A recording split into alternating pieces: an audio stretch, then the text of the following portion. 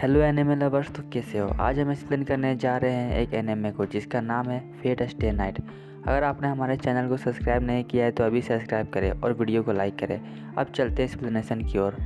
Episode की starting में हमें दिखाया जाता है कि दो लोग फाइट कर रहे होते हैं और पूरे शहर में आग लगा होता है। फिर हमें डायरेक्ट 10 साल बाद का सीन दिखाया जाता है और एक लड़की ब्लैक मैजिक कर रही होती है। इसका नाम रिन होता है। उसे लगता है कि वह अपने मैजिक पर सफल हो गई है, लेकिन नहीं, वह फेल हो जाती है। अगले सीन में हमें इस लड़के को दिखाया जाता है। इसका नाम सीरो होता है।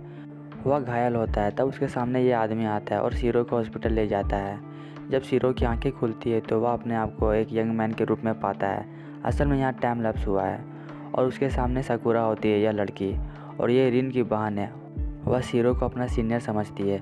साकुरा कहती है, तुम्हें कहीं पर भी नहीं सोना चाहिए। तब सीरो उसे बताता है वह उस डिवाइस को फिक्स कर रहा था और उसे नींद आ गई।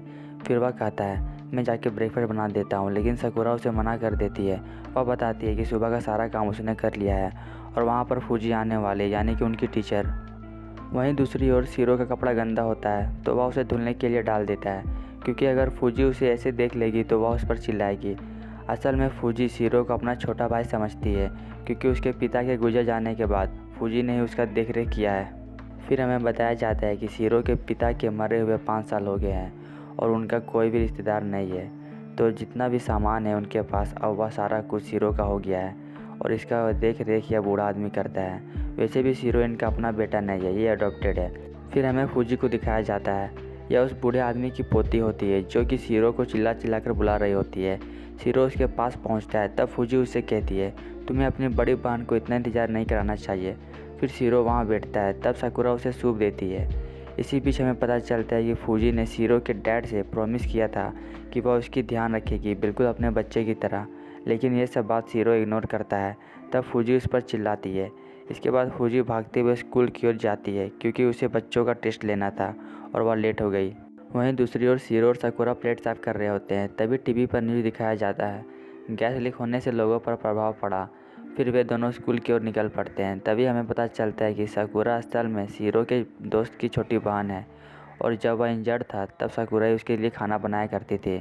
वे लोग जा ही रहे होते हैं, तभी उसके सामने से पुलिस वाली गाड़ी पार होती है।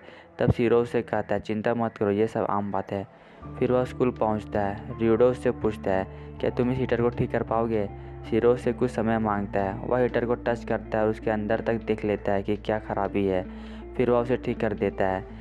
इसके बाद वे दोनों अपनी क्लास की ओर जाने लगते हैं। तभी उसके सामने से रिन पार होती है। सीरो उसे देखते ही रह जाता है। तब रियोडो उससे पूछता है, क्या तुम भी इस लड़की के पीछे पड़े हो। और वह बताता है, स्कूल के सभी लड़के इसके पीछे पड़े हैं, क्योंकि उसका फेस और फिगर बहुत अच्छा है, साथ ही वह पढ़ने में बहुत तेज़ है। लेकिन रियोडो को वह लड़की पसंद नहीं है, उन दोनों की नहीं बनती है। अगले सीन में हमें फूजी को दिखाया जाता है। वह दौड़ते हुए क्लासरूम में घुसती है और नीचे गिर जाती है। तभी सभी स्टूडेंट्स उसे उठाने के लिए ज़ोर से टाइगर शब्द का इस्तेमाल करते हैं। तो फूजी तुरंत उड़ जाती है और उन सभी से कहती है, मुझे टाइगर मत कहो। असल में लोग उसे चढ़ाने के लिए टाइगर कहते हैं। वह स्टूडेंट्स को बताती है, स्कूल अब से 6 बजे शाम में बंद हो जाएगी, तो तुम लोग नया टाइमिंग फॉलो करना। तब एक स्टूडेंट उससे पूछता है, टाइगर स्कूल का क्लोजिंग टाइमिंग बहुत जल्दी बंद नहीं कर दिया जा रहा।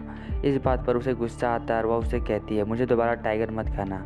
और उसका क्लास ओवर हो जाता है और वह वहाँ से बाहर निकल जाती है। इसके बाद हमें इन्हें दिखाया जाता है। वे लोग लंच कर रहे होते हैं। रियोडो सीरो से पूछता है, क्या तुमने आज सुबह का न्यूज़ देखा। न्यूज़ में बताया जा रहा था कि एक घर में मर्डर हुआ है। जहाँ पर मर्डर हुआ है वहाँ पर 4 लोग रहते थे और उन सभी को किसी ने शार्प ऑब्जेक्ट से मारा है, जैसे कि कटाना या तलवार। जिस किसी ने भी यह किया है उसने कोई भी सुराग नहीं छोड़े हैं। फिर स्कूल की छुट्टी होती है। एक लड़की सीरो को प्रैक्टिस के लिए बुलाती है, लेकिन वह उसे इग्नोर करता है। फिर वह अपने जॉब के लिए निकल पड़ता है। वह समय से बहुत जल्दी पहुंच जाता है, तो वह अपने पास्ट के बारे में सोचने लगता है। जैसे उसके डैड ने उसे बताया था, ठीक वैसे ही सीरो भी सभी को बचाना चाहता है, लेकिन यह इम्पॉसिबल है। इसके बाद सीरो अपना काम करके चला जाता है। तब ये दोनों उसका तारीफ़ करते हुए कहते हैं, सीरो बहुत मेहनती लड़का है और अच्छा भी।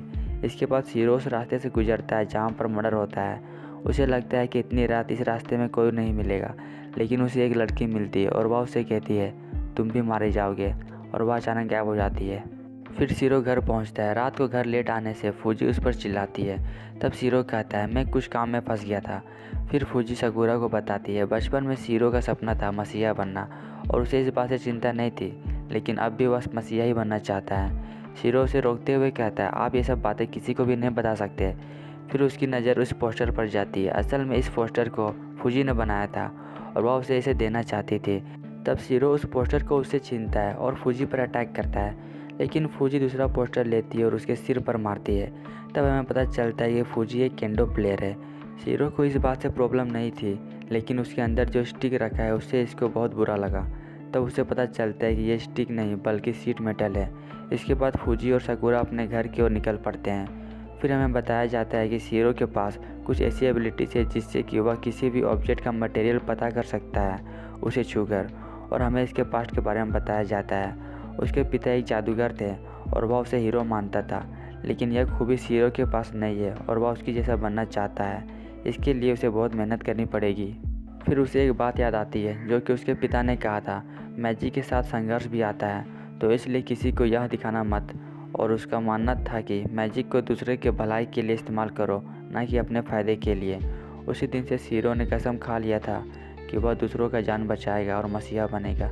इसी के साथ यह एपिसोड यहीं पे ख़त्म हो जाता है। अगर वीडियो अच्छा लगे तो सब्सक्राइब कर देना, क्योंकि आपका भाई बहुत मेहनत कर रहा है। तो मिलते हैं अगले वीडियो में।